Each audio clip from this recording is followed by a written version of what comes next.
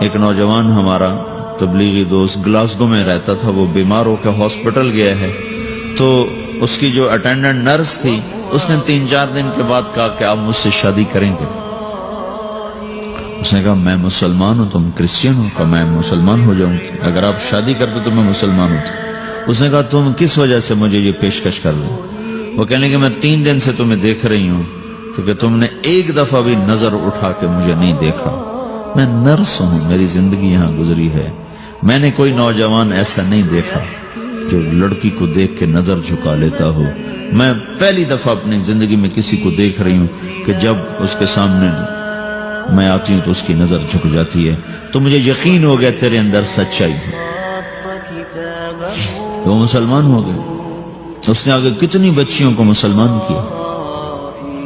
پھر اشفاق احمد صاحب مرحوم تھے، یہ ڈرامہ رائٹر، ان سے اچھی سلام دعا تھی میری، تو ایک دن مجھ سے کہنے لگے کہ میں تبلیغ کے کام سے متاثر ہوا ہوں انگلینڈ جا کر، پاکستان میں نہیں، انگلینڈ جا کر، تو میں ایڈنبرا میں پارک میں بیٹھا تھا، میری بیوی میرے ساتھ بیٹھی تھی، تو ایک جماعت آئی، انہوں نے آ کر اذان دی مغرب کی اور نماز پڑھی۔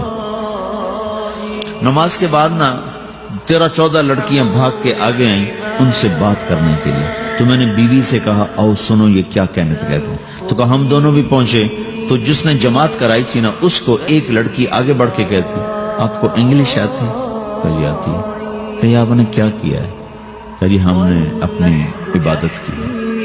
تو وہ لڑکی کہنے لگی آج تو اتوار نہیں ہے، تو اس نوجوان نے کہا کہ جی ہم دن میں 5 دفعہ کرتے ہیں، صرف اتوار کو نہیں، روزانہ 5 دفعہ۔ وہ لڑکی کہنے لگی یہ تو بہت زیادہ ہے، آپ اس کو کیسے نبھاتے ہیں؟ تو اس نے اس کو جواب دیا، 2-3 سوال اس نے اور کیے، جواب دیا، تو کہنے لگی اچھا بہت مہربانی، اس نے سے ہاتھ بڑھایا آگے ملانے کے لیے نا، تو وہ نوجوان کہنے لگا میں آپ سے معافی چاہتا ہوں، میں آپ کو ہاتھ نہیں ملا سکتا۔ تو اس لڑکی نے کہا کیوں؟ کہ یہ ہاتھ میری بیوی کی امانت ہے اور کسی کو نہیں لگ سکتا۔ تو لڑکی کھڑی تھی، وہ زمین پہ گر گئی، صرف اس بہت وہ زمین پہ گر گئی، کھڑے کھڑے وہ زمین پہ گر گئی، اور وہ بچوں کی طرح رونے لگی پھوٹ پھوٹ کے، اور کہنے لگی وہ لڑکی کتنی خوش قسمت ہے جس کے تم خامد ہو، کاش یورپ کے مرد بھی ایسے ہی ہوتے۔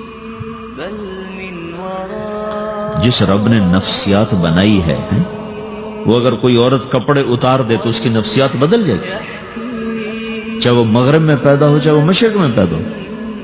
عورت کی نفسیاتی حیا ہے اور وفا ہے، کسی وفادار کی تلاش ہے، تو وہ اس کو پتہ بھی نہیں ہے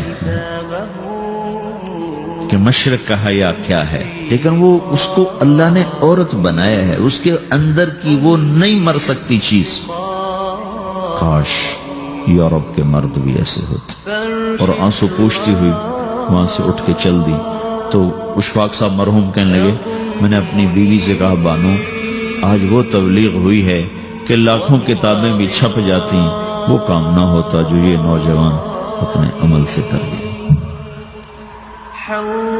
تو میرے عزیزو کٹی پتنگ نہ بنو، اپنی کٹی پتنگ کی منزل کوئی نہیں رہتی۔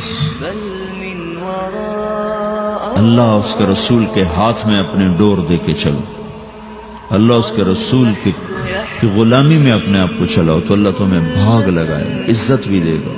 اپنی منمانی میں کوئی راحت نہیں، اللہ کی قسم کوئی راحت نہیں۔ 6 بر اعظم پھر کے تمہیں بتا رہا ہوں کہ جو اپنی ترتیبوں پر چلنے والوں کے دکھ آپ لوگ اندازہ نہیں لگا سکتے۔ چلنا ہے تو اللہ اس کے رسول کی زندگی کو اپنا کے چلو، اللہ تمہاری دنیا بھی سکھ والی بنائے گا، آخرت بھی سکھ چین والی بنائے گا۔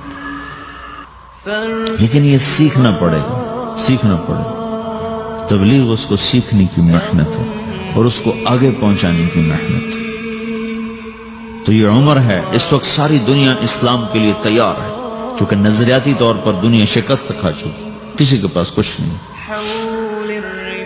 تو ہمارے پاس ایک ایسا خوبصورت نظریہ ہے کہ جو ان کو بڑی تیزی سے اپنی طرف کھینچ سکتا ہے، اور اللہ کا احسان ہے کہ تیزی کے ساتھ نسلوں کا رخ اللہ کی طرف ہو رہا ہے۔ تھوڑی ہمت کرو، چھٹیوں کا وقت تبلیغ میں دو، باقی وقت اپنی تعلیم کو دو، گھر جاؤ تو ماں باپ کے خادم بن کے رہو، نوکر بن کے رہو۔